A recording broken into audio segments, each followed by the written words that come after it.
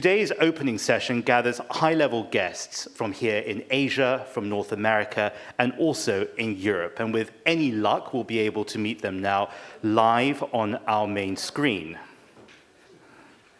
And here they are.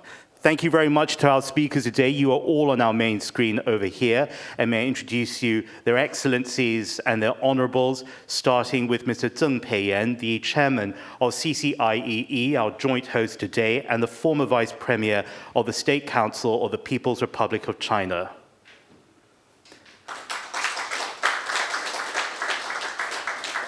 We're also very honored to have Jean Chrétien, Mr. Chrétien, of course, the 20th Prime Minister of Canada.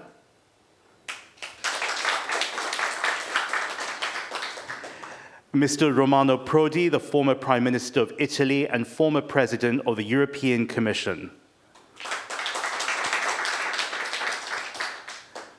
Mr. Yasuya Fukuda, former Prime Minister of Japan. From America, Carlos Gutierrez, former U.S. Secretary of Commerce. Also honored to have with us Ambassador Carla Hills, former United States Trade Representative. And here at our forum, our joint host, the Honorable Mr. Tung Chi-hua, the chairman of the China-United States Exchange Foundation and first chief executive of the Hong Kong Special Administrative Region. Indeed, over the past 18 months, ties between China and the U.S. have sharply deteriorated, and the causes of such deterioration have gone well beyond trade and investment. That, ladies and gentlemen, is a reality as lamentable as it is harmful, both to bilateral relations between the world's two largest economies and to global economic growth. I believe that Hong Kong's future is bright. But we need to have a stable, global, and local environment for us to thrive.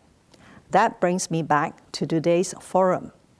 Healthy China-U.S. relations are important to the world in many ways, and that can only be achieved through constructive dialogue at all levels. Today's forum provides an excellent platform for such dialogue, and I congratulate the China-United States Exchange Foundation for bringing together so many insightful leaders from around the world to exchange views on how to promote China-U.S. relations and how to make the world a better place for us all. Our next speaker, Mr. Tsung Payen, is the chairman of the China Center for International Economic Exchanges, the joint host of this forum. Mr. Tsung was also a vice premier of the State Council of the People's Republic of China. In his distinguished career, he's held all the key ministerial portfolios, including Minister of the State Development Planning Commission. He also held leading positions in the Three Gorges Project Construction Committee, among others. And on a special note, in the early 1980s, Mr. Tsung lived in the United States when he was posted there to the Embassy of China in Washington, D.C. 过去的2020年，人类遭受了百年不遇的新冠的疫情的袭击，全球的经济受到了严重的冲击，正常的生产生活秩序几乎停顿。2021年是中国的农历的牛年，牛年一般都有好的运势，相信会给世界和中美关系带来好运。近几年，中美关系陷入了前所未有的困境。一个重要的原因是美国对华存在着战略的疑虑和焦虑，认为发展起来的社会主义中国必然成为一种威胁，两国将不可避免地会落入到修昔底德的陷阱。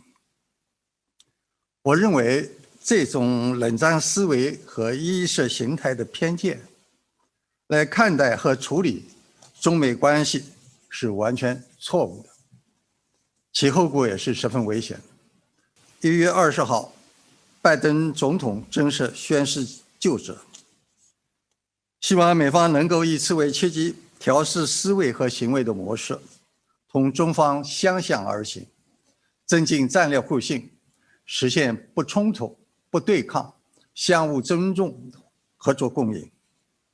50年前，基辛格博士访华，打破了坚冰，促成了中美建交，给两国都带来了深刻而积极的影响，也为半个世纪以来的世界繁荣稳定奠定了坚实的基础。今天，我们又处在这么一个关键的十字路口，我想要有同样的担当的勇气和远见的智慧，共同的努力，开辟中美关系健康、稳定前行的抗战大道。Welcome Mr. Jean Chrétien. Mr. Chrétien was sworn in as Canada's 20th Prime Minister in 1993, a leadership role that he would serve in over the next decade.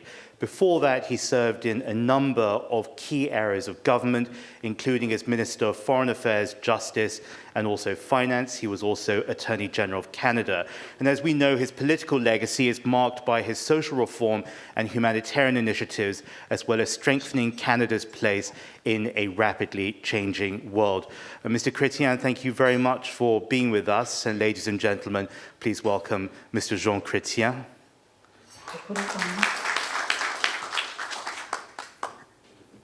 Hello, everybody. I'm very pleased to be with you this morning.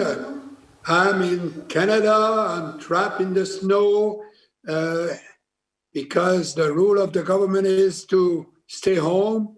So I didn't have the time to go to a store to buy a tie. So you have to take me dressed like that. But you have to understand, I'm happy to be walking every day in the snow and enjoying life. And it's a great occasion to be with you, despite of the fact that we live in a war. It's a war against COVID-19. And it is a problem that affects every one of us. And we have to be united, and I think we are, to help each other to find a final solution to this problem. I think we're making progress, but if we do not succeed in overcoming this problem, the economy will not come back. I think that we have had some good news last week when we had a new president of the United States, because the mood is changing. I am in North America today, and the people seem to be relieved. Why? Because a dialogue will be possible. There will always be problems. There are always problems. When I became a member of parliament in 1963, 58 years ago, we had problems. But at that time, China did not really be a big part of the debate on the global discussion. Today, it is the second biggest economy in the world. We're all depending on China, and China is depending on the rest of the world. I'm looking forward with some optimism. I tend to be an optimist, and I think it will be good in the future if we have trust and dialogue. And it's why the way forward, it's part of this dialogue. How can we talk to each other? If we don't talk to each other, we'll not solve the problems. Where we can go now to Mr. Romano Prodi, whose story, as we all know, is very different for a politician. He began his career not in politics, but in academia. He was a professor of economics and political science, first in his country, Italy, and later in America at Harvard and Stanford. In 1996, he began his term as prime minister after the coalition he led won that year's elections in Italy, and the bold measures introduced by his cabinet enabled Italy to meet the Maastricht criteria for joining the Eurozone. So it was fitting that in 1999 he became president of the European Commission. In those 6 years in that role, the euro was introduced, the union expanded by another 10 countries in Central, Southern, and Eastern Europe, and also the treaty establishing a constitution for Europe was signed under his leadership. He became Italy's prime minister again in 2006, and after that he spent a number of years serving as as Professor at Large at Brown University. As we said, it is the middle of the night, literally, in Italy. So we are extremely grateful that he can join us now. Ladies and gentlemen, Mr. Romano Prodi. Thank you. Thank you so much for your kind introduction. I can express the European point of view. And in this moment, I think that this is absolutely interesting. Europe, of course, is the middle of two. And last year, and it's quite interesting to underline, last year, trade with China, European trade with China, has surpassed, has overcome European chain trade with the United States. And this is absolutely a great historical change, because for so many years, the trade with the United States was dominating. But from the European point of view, I don't think that there will be major changes in the relation between China and the United States. Of course, there will be more dialogue. There will be more politeness, because in the last years, the politeness was not the characteristic of the meetings between Chinese and Americans. As I hinted, no major change, because the Chinese political frame will go on in a similar way that is the same. And second, on the inside the United States, the tension and the political and the competition with China is very similar among Republicans and among Democrats. And so there will be probably the necessity of deeper and deeper dialogue and deeper, let's say, exchange of view. From Italy, we take you now to Japan, where we're joined by our next guest, former Prime Minister Mr. Yasuya Fukuda. He began his work in the private sector in oil, and then he was appointed Chief Secretary to the Prime Minister. In 1990, he was elected to the House of Representatives, and in 2000, he became Chief Cabinet Secretary under the Koizumi and Mori cabinets. I believe at the time he was the longest person to serve in that role. In 2007, he became Japan's 91st Prime Minister. And that's where he really brought in his vision, his big vision for a new era, a sustainable society, eco-model cities, and a shift to people-centered political processes.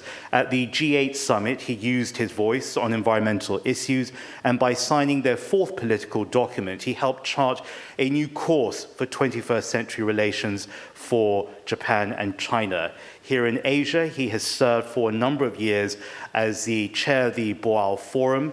But when we go live now to Japan, and as we welcome Mr. Fukuda, I am very delighted to be invited to participate in this forum. It's been 1 year since the COVID-19 broke out, and it's still going strong. And so far, 2.1 million people have died, and close to 100 million people were infected. China took very forceful measures and came out of the pandemic first, while the United States, Europe, and Japan were very slow in reacting to the pandemic. And China used mask diplomacy and vaccine diplomacy to strengthen its influence in the world. Last week, we had a peaceful transfer of power from Trump to Biden. And this is something that we're paying close attention to all around the world. Although it's not a domestic issue for China or for Japan, But we believe that we had a sigh of relief when Biden took over. The new president is facing domestic and international issues, but what's required is more coordination and stability, and to avoid further division. And this is something that we all hope for, because there are so many risks and problems to be resolved immediately. And without the participation of the United States, we would not be able to solve these problems or mitigate the risks completely. Of course, the United States must contain COVID-19 first. In the United States, over 25 million people were infected and over 400,000 people died. And COVID-19 is still wreaking havoc. I don't think the United States has enough energy to help other people, let alone the entire world. But the United States is still a leader in global affairs, and it has responsibilities, and that's a fact. Especially, it has a great role in international trade and finance. Take you from Asia back to North America. Secretary Carlos Gutierrez was born in Havana, Cuba, but moved to the United States as a child. He spent a bulk of his career in private sector, almost 30 years alone at the Kellogg Company in the US, in Canada, in Latin America, here in Asia. He eventually became the youngest president and CEO in the company's 100-year history. In 2004, he moved away from that when US President George W. Bush selected him as United States Secretary of Commerce. And he used that role to play a key part in the passage of landmark free trade agreements, championing a future with no trade barriers, more global investments, and more export opportunities. And for those of you watching who are on social media, I can imagine a lot of you, Secretary Gutierrez is very active on Twitter, where he describes himself as a proud American of Cuban heritage, and where in the last 24 hours he has tweeted on everything from Washington politics to COVID-19 and his life being a lifelong Steelers fan. Please welcome Secretary Carlos Gutierrez. Thank you. Thank you very much. I'm glad you didn't talk about some of the other tweets. That's very kind. And Chairman Zhang Piang and Vice Chairman Tsung Xihua, thank you so much for the invitation to be here. It's always an honor. I've had a friendship with China since 1992, and it's one of those friendships that I value. So it's a great pleasure and a privilege to have been invited to speak. The first thing I would like to emphasize is that the last 4 years are not the norm. The last 4 years have been an exception. And the last 4 years should not be taken as a road to the future. And I'm talking about strategy, and I'm talking about tactics. Those are not the strategies and tactics that I grew up with, and I do not believe that those are strategy and tactics that describe the future of the United States and China relations.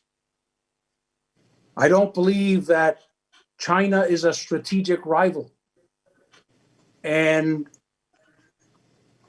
we will see what the Biden administration does in its first national security strategy. But I think that was a phrase that was very criticized here in the US. When you call someone an enemy, they become your enemy. We are not an enemy of China, and I don't believe China is an enemy of the US. The pandemic is a terrible global situation. I believe that people around the world are waiting for that period of time that we call the post-pandemic period, when, like Prime Minister Prodi, I can finally leave my house. At that moment, consumers, companies are just waiting to put in place the money that is circulating. We have had a lot of stimulus programs. We have a lot of increase in money supplies. So has China. That money has not been put into the economies. That money has not achieved velocity. But the moment we get to the post-pandemic period, I believe that we have the opportunity to see a golden era of growth and of prosperity. But that golden era can't happen without a solid, trusting relationship between China and the U.S. And Mr. Chairman, I'm proud to be able to contribute to that relationship. Thank you very much. Thank you very much to you, Secretary Gutierrez. And I think that there's a common theme emerging about the diplomacy and the dialogue that needs to happen to bring people back to the table. In preparation, I was watching a couple of interviews this morning that Carla Hills has given over the years. And over the years, especially in the last couple of years, she really has been a voice of great clarity and reason and balance. She is from Los Angeles and studied at Stanford, Yale, and Oxford. Ambassador Carla Hills was, of course, United States Trade Representative in the administration of US President George H.W. Bush.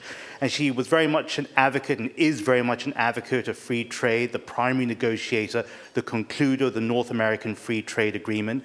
She sits on the boards of many Fortune 500 companies through her career, and currently on the International Advisory Council of JP Morgan Chase. She's also Chair Emeritus at the Council on Foreign Relations and the National Committee on US-China Relations. But this is what I find so interesting, Ambassador, that under President Gerald Ford, you served as Secretary of Housing and Urban Development, the first woman, I think, in this role, and only the third woman in the United States to hold a cabinet position. So in a week where Kamala Harris has become America's first woman vice president, Ambassador Hills, you were very much one of those early figures who charted that course and journey. Welcome to our forum.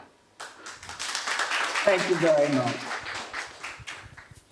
Thank you. It is a great privilege to join the distinguished members on this panel to exchange thoughts on what we believe is the way forward with respect to the US-China relations. And I must say, I've found inspiration in the remarks of all my fellow panelists, and it's been really a wonderful evening. But there's no question that the world is experiencing unprecedented turbulence globally and domestically.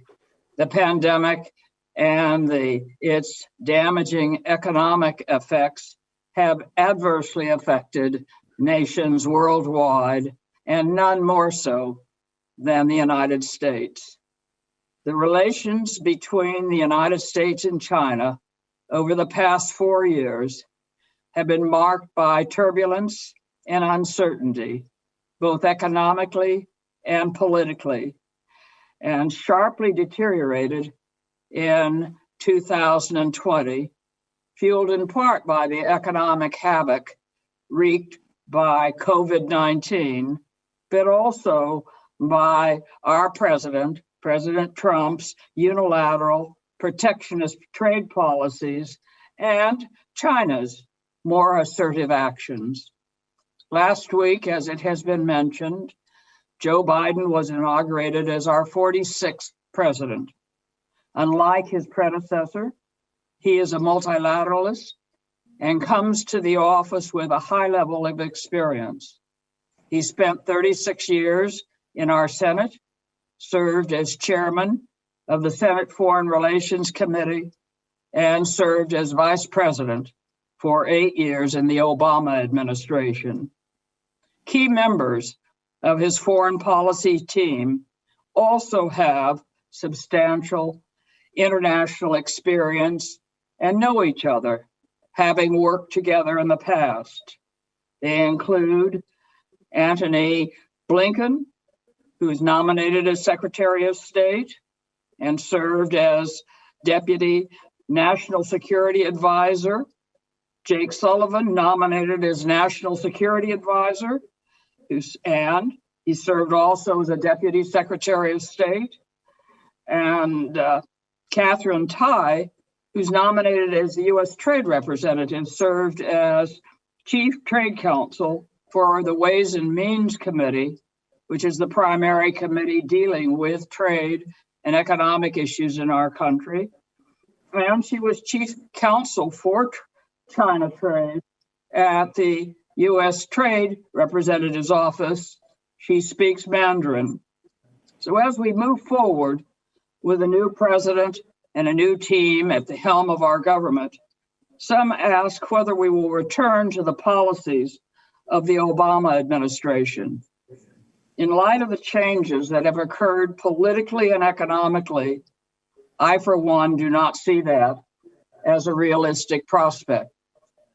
Others ask whether we're likely to see a continuation of the policies that the United States has implemented with respect to China over the past 4 years. Since President Biden is a multilateralist who believes in open markets, I do not think that that is a realistic prognosis. I do believe there will be significant changes in how we deal with our international relationships.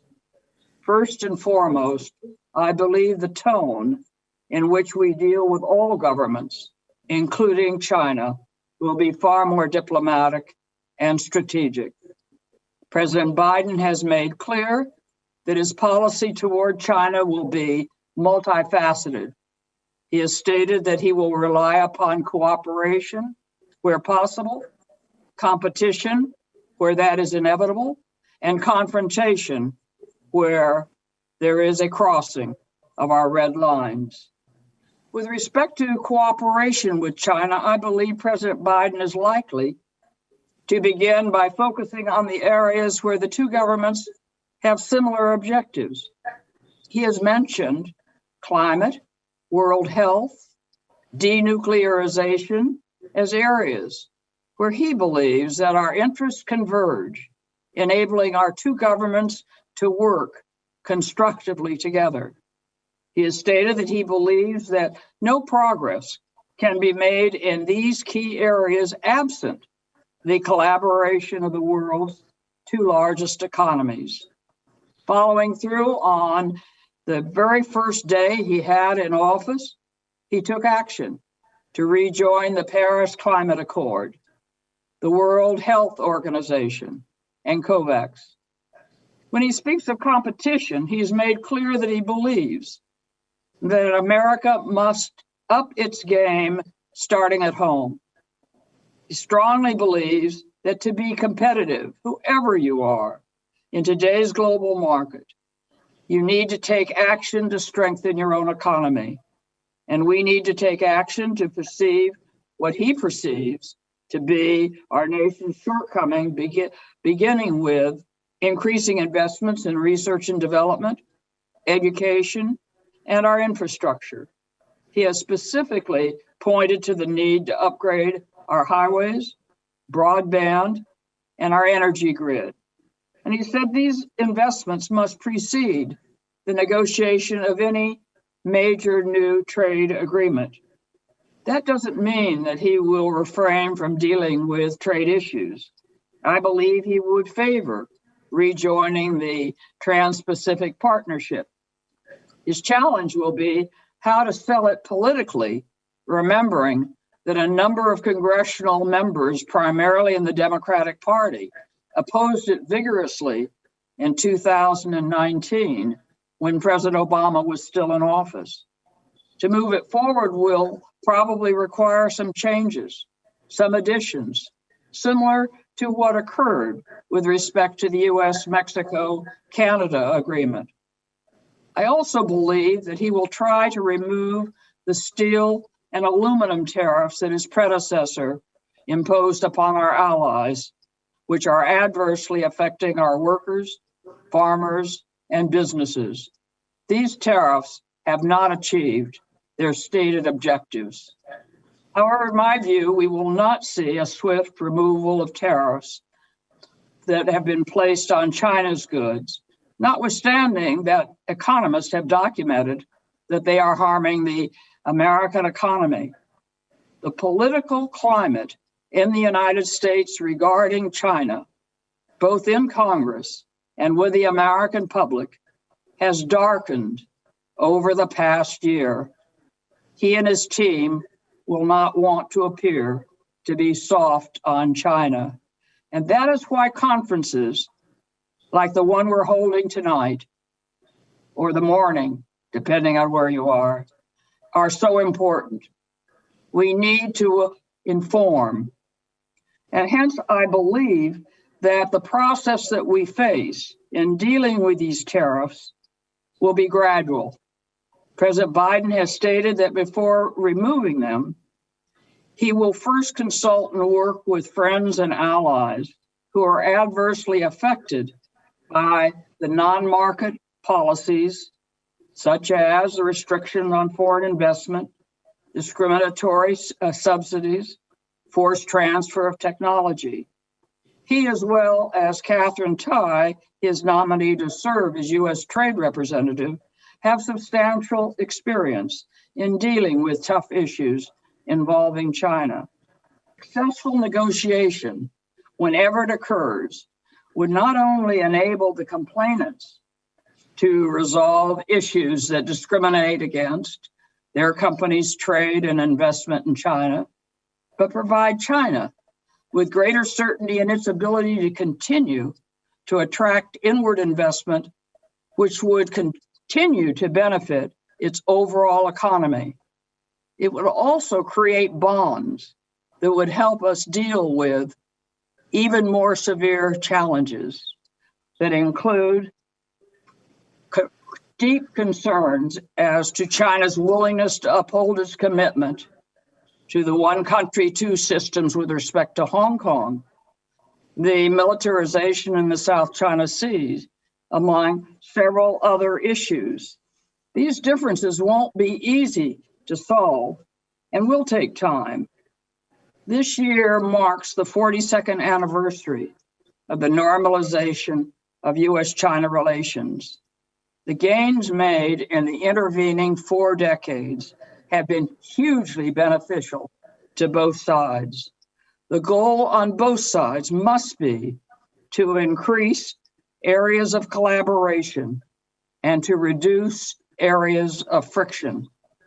We should be inspired by our 41st president, George Herbert Walker Bush, who served as our envoy to China in the 70s, skillfully led our nation's response to the Tiananmen crisis. In his Chinese diaries published in 2007, he stated, "One of my dreams for the world is that these two powerful giants will continue working together toward a full partnership and friendship that will bring peace and prosperity to people everywhere." Let's hope that we can begin to work together and achieve his dream. And I thank you for inviting me to participate. Thank you very much to Ambassador Hills for sharing many of your thoughts there as we move forward. We are honored to have with us, and in person, Mr. C.H. Tsung, first Chief Executive of the Hong Kong Special Administrative Region, and someone who absolutely believes that an effective US-China relationship is not only good for the people of those two nations, but good for all humanity. And not only in trade, in the economy, and things that people tend to talk about, but for areas like climate justice and for all social justice.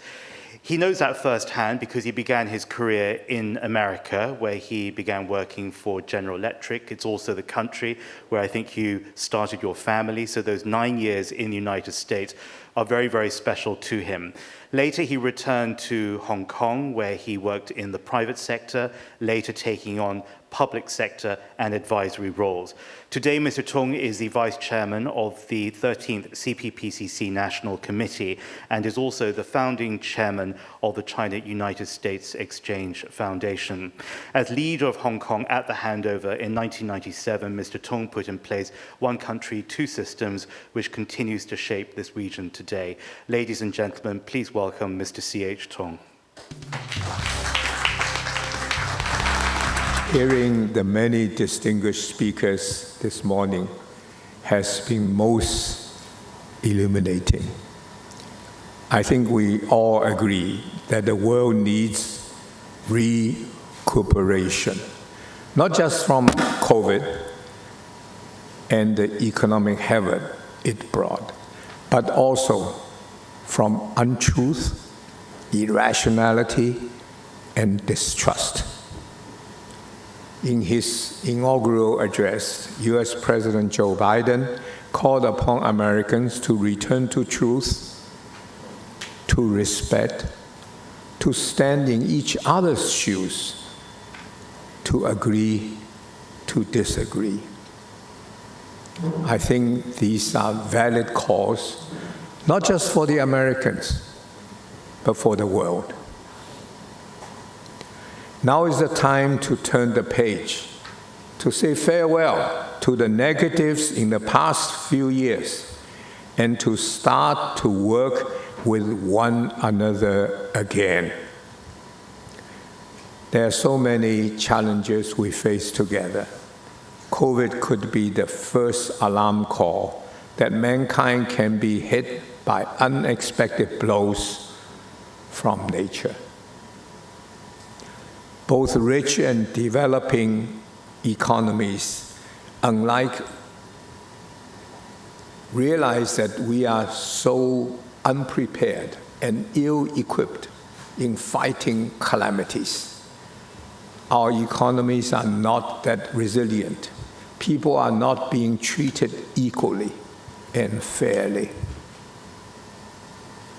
Unless we fix these, we can expect the same to happen again, not just when another pandemic hit us, but with the quiet encroachment of climate change. Yes, climate change. We need to work together to fix these. I established the China-United States Exchange Foundation 12 years ago to promote understanding and cooperation between China and the United States. Being two nations, China and United States have always had their disagreements, mostly in trade and economic policies. But we also saw significant cooperation in education, sports, and in people-to-people contacts and exchanges. Most remarkably, there were 3 occasions where the two countries' leaders came together to tackle global challenges. The first one came to my mind in 2008, during the global financial crisis. President George W. Bush called President Hu Jintao to pool resources together to stimulate and stabilize the world financial market. At that time, there was instability in the world's financial market. The U.S. put up $800 billion and asked China to put up whatever it could manage. Eventually, China put up $600 billion. This point effort succeeded, the two of them together succeeded in turning the crisis around. Number 2, in 2013, there was an attack on Ebola disease in West Africa. China and the U.S.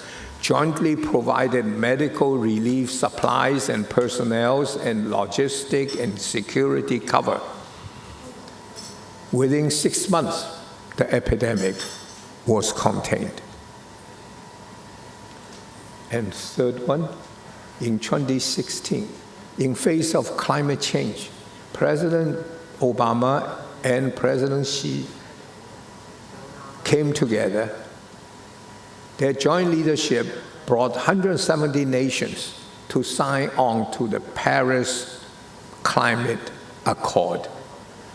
Those were triumphs of humanity facing challenge together.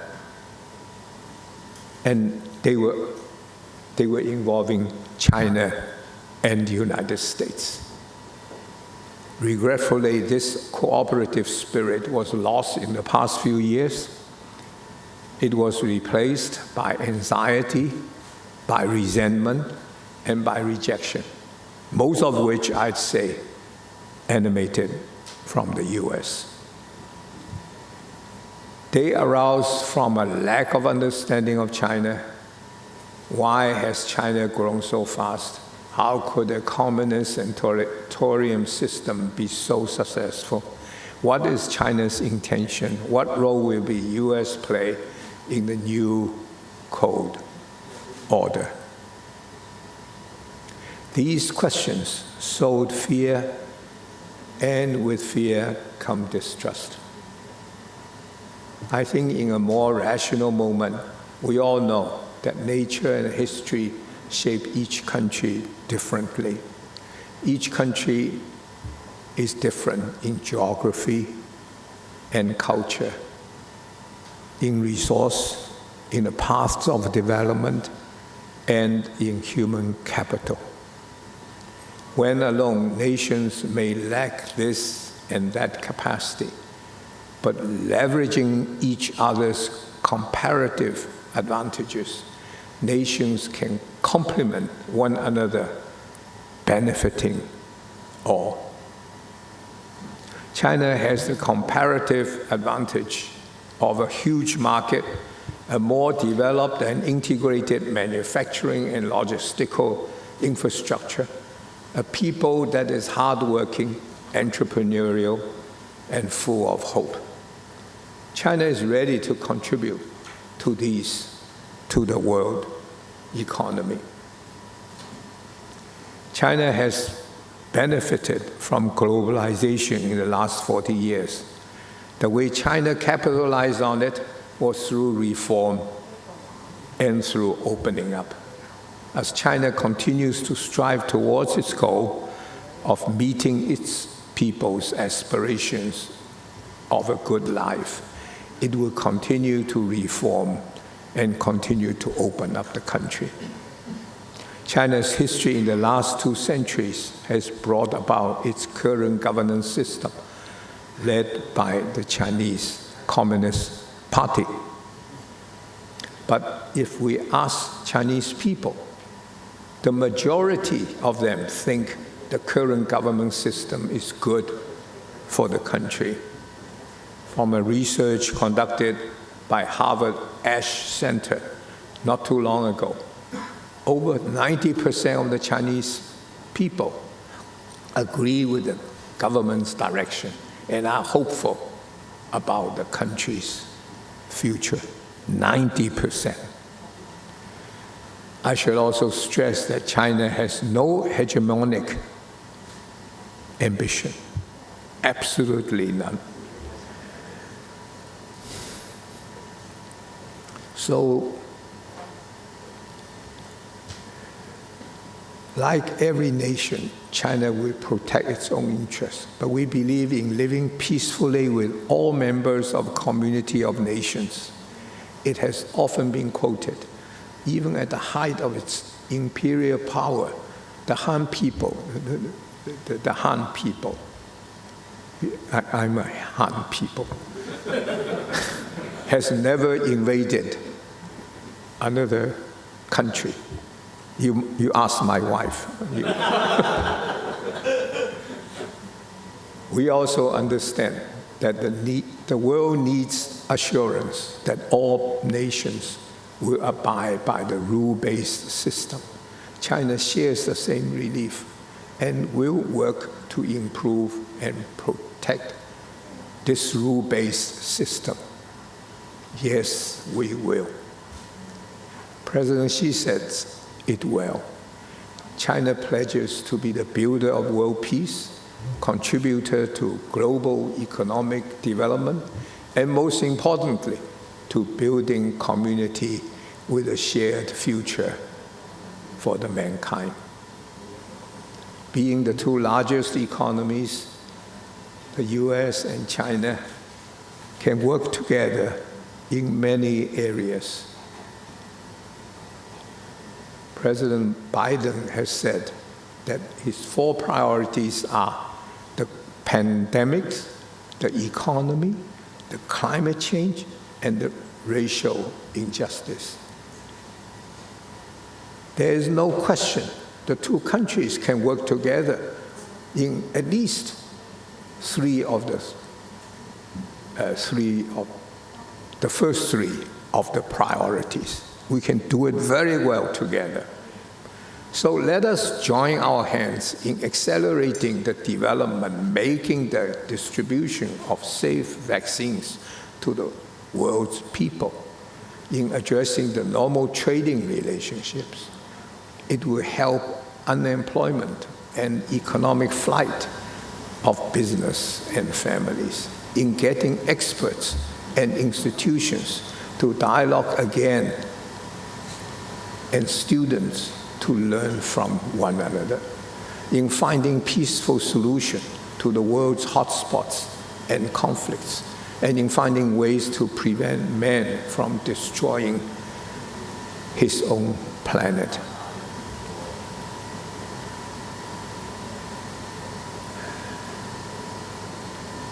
Speaking yesterday at the DEF Davis Agenda 2021, President Xi Jinping urged the international community to stand united and work together, warning that history has shown countries that chose to go it alone, and those very often will fail. He called people around the world to join hands and let multilateralism light our way forward, a community with a shared future for mankind. There are lots of work to do, and I'm very encouraged, having listened to our other distinguished guests just now, all the ideas they have, the things they would like to do. It's wonderful. We keep you stay up late. But thank you so much. But I do want to say that this, of course, is a highly unusual get-together, and it's an experience for our foundation. But I do want to say that we hope by autumn, the virus hopefully would be gone already. And if that is the case, we certainly would want to invite everybody here again, and most importantly, from our friends from Europe, from the United States, and everywhere we've invited, but you guys cannot come. But hopefully in the autumn time, I'm not quite sure when, but the autumn time, we can invite you, all of you, 6 of you, to come to Hong Kong, and I hope by then, we will see a lot more progress. And if not, we can work up even more heat to make things right again. So thank you so very much for coming or for staying up late. And thank you for joining our breakfast. Thank you very much.